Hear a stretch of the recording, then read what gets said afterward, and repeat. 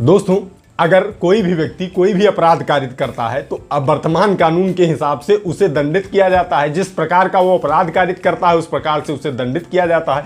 लेकिन भारतीय कानून में एक स्पेशल कैटेगरी के लिए यह भी व्यवस्था बनाई गई है कि अगर वह बलात्कार और हत्या जैसे भी गंभीर अपराध कारित करता है तब भी उसे अपराध नहीं माना जाएगा और उसे सजा नहीं दी जाएगी।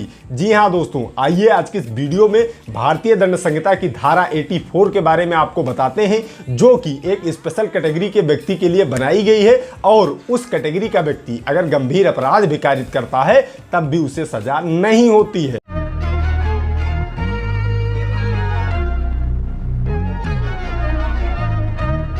दोस्तों, इंडियन पिनल कोड की section 84 act of the person of unsound mind के बारे में डेफिनेशन देती है कि जो भी व्यक्ति चित्त विकृत है यानी कि दिमागी रूप से ठीक नहीं है उसके लिए प्रोटेक्शन इस सेक्शन में दिया गया है। इसमें परिभाषा क्या दी गई है? इसमें परिभाषा यह दी गई कि nothing is an offence which is done by a person who at the time of doing it by reason of unsoundness of mind is incapable of knowing the nature of the act और that he is doing what is either wrong or contrary of law। यानी कि आसान भाषा में आपको बताया जाए तो इसका मतलब यह हुआ कि कोई भी व्यक्ति जो कि दिमागी रूप से स्वस्थ नहीं है और उसको यह पता नहीं है कि यह अपराध है या यह कानून के खिलाफ काम है और उसके द्वारा वह काम कर दिया जाता है तो उस व्यक्ति को प्रोटेक्शन इस सेक्शन के अंदर दी जाती है। ये हो गई परिभाषा। यानी कि कोई भी अगर पागल व्यक्ति, मान लो आप पागल व्यक्ति अगर है और वो कोई अपराध कारित कर देता, हत्या कर देता है, बलात्कार जैसे गंभीर आरोप कर देता है तो उसको रिलीफ दिया जाएगा इस सेक्शन के अंतर्गत। अब आपके मन में जो सवाल आ रहा होगा वो ये होगा कि अगर भाई जैसे आपने कोई गंभीर अपराध कारित किया, इससे बचने के लिए आप वैसे नाटक बना लें कि आप पागल हैं, भाई ये तो बिल्कुल दिमागी रूप से स्वस्थ ही नहीं है, ये पूरी तरह से पागल हो गया है, तो ये बना लेने से नहीं होगा।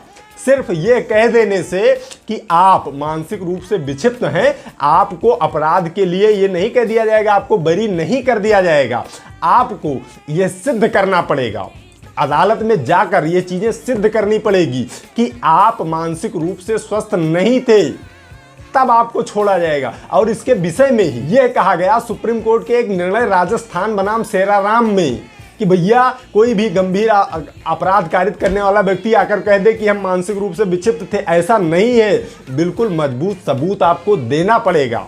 अब ठीक है, अगर मानसिक रूप से विक्षिप्त व्यक्ति ही है और मान लिया कि उसका वहां भी सिद्ध हो गया कि मानसिक रूप से विक्षिप्त है, इसका अपराध कारित हो गया, तो क्या जैसे अपराध कारित किया उसे कोई प्रक्रिया से ही नहीं गुजरना होगा? ऐसा भी नहीं होता है। अगर वह व्यक्ति अपराध कारित करता है तो जो भी प्रक्रियाएं होती हैं, जो भी अन्य लोगों के साथ प्रक्रियाएं होती हैं, यही प्रक्रिया उसके साथ भी होगी। जब कोर्ट में ये बातें प्रूफ हो जाएंगी कि हाँ ये व्यक्ति मानसिक रूप से विक्षिप्त है, मजिस्ट्रेट ये प्रूफ कर देगा, जब जहां ले जाकर पेश करते हैं ये प्रूफ हो जाएगा कि ये व्यक्ति मानसिक रूप से विक्षिप्त है, तब उसके लिए अलग प्रावधान बनाया जाएगा।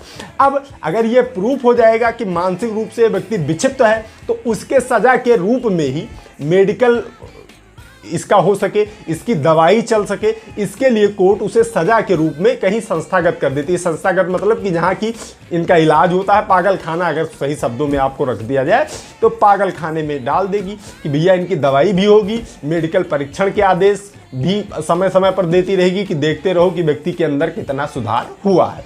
आप चले जाएंगे वहां, संस्थागत हो जाएंगे कि भैया इनका दवाई इलाज चल रहा है, इधर आपका ये जो केस है ये चलता रहेगा। अब दूसरा जो सवाल है वो ये है कि इसमें जमानत भी हो सकती है। भाई मानसिक रूप से विक्षिप्त व्यक्ति है, उसे वहीं भेज दिया जाए, ऐसा क्या है? जमानत हो सकती है अगर उस व्यक्ति के जो मानसिक स्थिति है उसमें सुधार हो रहा है, न्यायालय को ये लग रहा है कि ये अब बाहर जाकर किसी अन्य व्यक्ति को नुकसान नहीं पहुंचाएगा और उसके घर वाले या रिश्तेदार जो भी हों, जिम्मेदार व्यक्ति उनकी देखरेख में रहेगा, बराबर मेडिकल परीक्षण कराएगा, तब इस स्थिति में कोर्ट जमानत भी दे सकती है इस प्रकार के व्यक्तियों को। लेकिन एक स्थिति होती है, कोर्ट के तरफ से भी एक कंडीशन लगाई जाती है कि आप बराबर न्यायालय आते रहेंगे, अपना मेडिकल परीक्षण कराते रहेंगे, ये बताते रहेंगे कि मेडिकल में क्या चल रहा है, आपकी मानसिक स्थिति में सुधार हो रहा है या नहीं हो रहा है, ये सारी चीज़ें आप अपडेट बताते रहेंगे, ये कोर्ट आदेश करती है। अब ये चलिए ठीक है, यहाँ तक हो गया। अब आगे बात करते हैं कि आपका इधर ट्रायल तो चल रहा है। अब जब तक ट्रायल चला और लास्ट में आप जब पहुंचे ट्रायल के बिल्कुल कंक्लूजन पर पहुंचा ट्रायल, तब आपकी मानसिक स्थिति ठीक हो गई। जब 313 सीआरपीसी के अंतर्गत आपका बयान लिया गया तो उसमें आपकी मानसिक स्थिति ठीक पाई गई। तब क्या होगा, तो इस स्थिति को भी एक केस लॉ के माध्यम से समझाया गया। वह है स्टेट ऑफ उत्तरांचल बनाम कुंदन दयाल। इसमें यह कहा गया कि अगर कोई भी व्यक्ति से 313 के समय में यह सवाल पूछा जाता है कि आप अपने तरफ से भी कोई बचाव का साक्ष्य प्रस्तुत करना चाहते हैं और अगर उसकी मानसिक स्थिति ठीक हो गई, वो व्यक्ति कहता है कि नहीं अभी हमारे पास, हमें थोड़ा समय दे दीजिए, अभी हम नहीं पेश कर पाएंगे या पेश करेंगे, कुछ भी करता है इस स्थिति में, तो इसका आकलन इससे नहीं होगा। जब व्यक्ति वह उस समय जब अपराध कारित कर रहा था तब उसकी मानसिक स्थिति कैसी थी।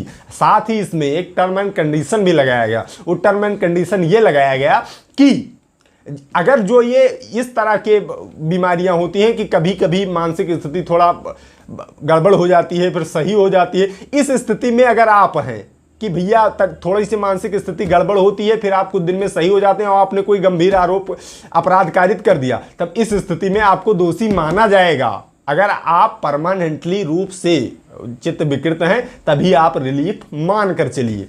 तो दोस्तों इसमें बताया गया स्पष्ट, इसका कंक्लूजन यही है कि अगर घटना कारित करते समय किसी व्यक्ति की मानसिक स्थिति इतनी खराब है कि वो ये नहीं समझ सकता है कि किसी को मार देना, किसी को हत्या कर देना, किसी का बलात्कार कर देना, किसी का हाथ पैर तोड़ देना अपराध होता है, तब इस स्थिति में उसे रिलीफ दिया जाना चाहिए। तो दोस्तों उम्मीद करता हूं कि वीडियो आप सभी के लिए नॉलेजेबल रहा होगा। आज की इस वीडियो में इतना ही, मिलते हैं अगली प्रॉब्लम सॉल्विंग वीडियो में। तब तक आप सभी लोग अपने स्वास्थ्य का ख्याल रखिए, कानून की जानकारी, अपने अधिकारों की जानकारी इस चैनल के माध्यम से लेते रहिए, मामलों से बच के रहिए। I love you all. जय हिंद, जय भारत।